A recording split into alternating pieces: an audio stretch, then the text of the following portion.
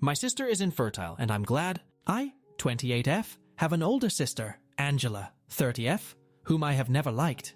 She always had to compete with me, but never in a normal sibling rivalry way.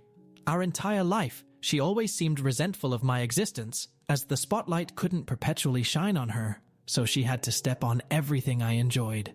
Per se, if I learned piano, she had to learn piano. If I excelled at a subject, she suddenly became a scholar in it.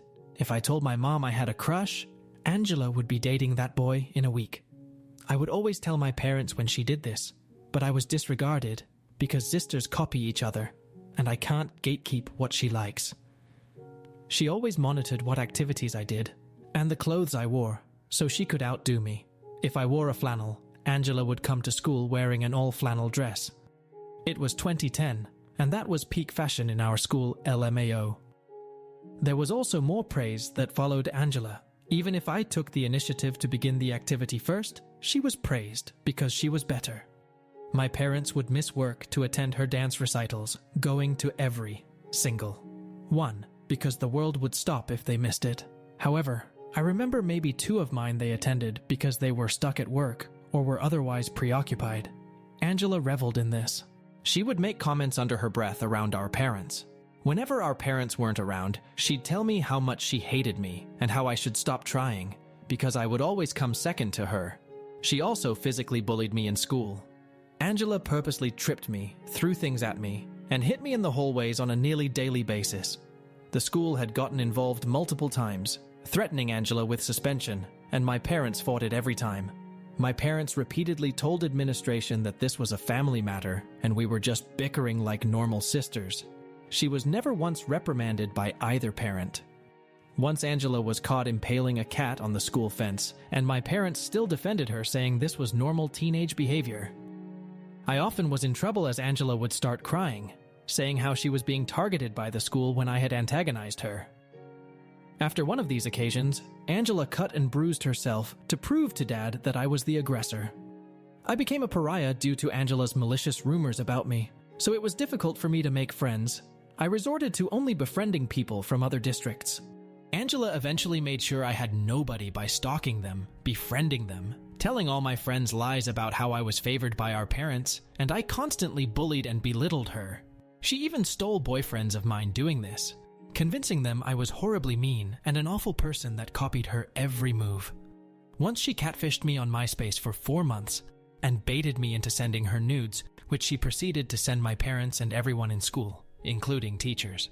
Later on, she told one of the boys I liked that those were actually her pictures, and I had catfished her.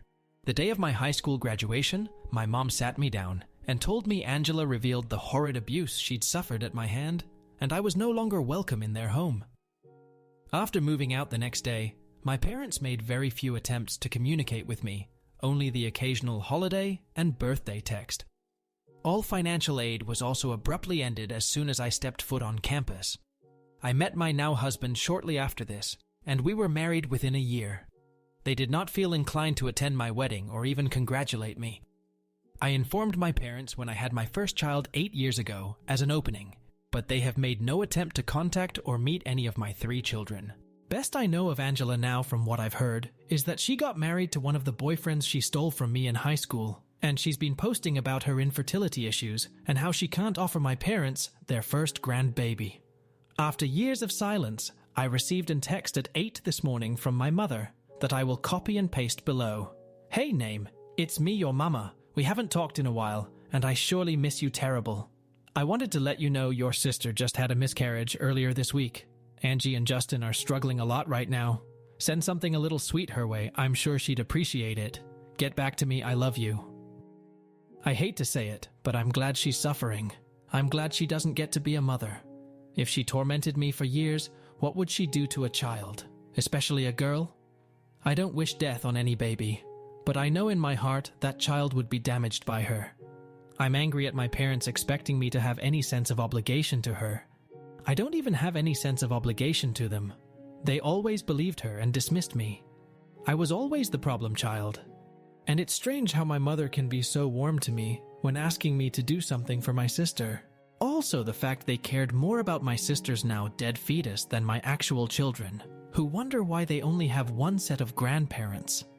I feel some sort of guilt for it, but I refuse to offer any condolences to my destructive narcissistic sister, who has been justified in her bad behavior since birth. Maybe this will change her, help her develop empathy, or any type of emotion that isn't hate or vindictiveness. If that happens, I would be more than willing to offer support. But until then, I feel nothing but a small inkling of happiness that she's hurt. Am I awful for this? Update 1. I decided not to respond to my mother.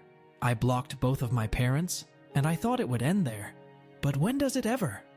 Wednesday morning, my messenger was being flooded with texts from my parents' siblings.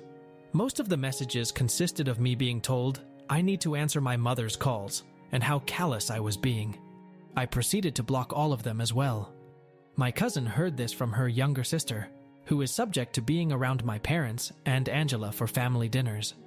My mother and her siblings all live within a couple blocks from each other and eat together most nights. I don't know if I can post the screenshot, so I'll type out the messages. Aunt Kathy =, my mom. I hope that makes this easier to understand. Angela kept calling OP an abusive ingrate because she wouldn't talk to Aunt Kathy. Aunt Kathy said they need to start inviting OP to family SHT, so she comes around to being a surrogate. It got weird RQ because Angela said she wants to use my husband's sperm so her kid is tall and has blue eyes. Then Kathy was saying how they just need to be around her for like a year, then they can cut her off again, or WTV. Angela kept saying, OP is the only way she can have kids because she doesn't want to raise someone's trash baby. Reading those messages made me want to hurl. Do they think my uterus is some fish hatchery that can be bought with some kind words and casserole? It's nice to know Angela is too much of a narcissistic ass to adopt though. I'm officially done with every single one of them. If they try to come around me, I will get a restraining order before they can even darken my doorstep.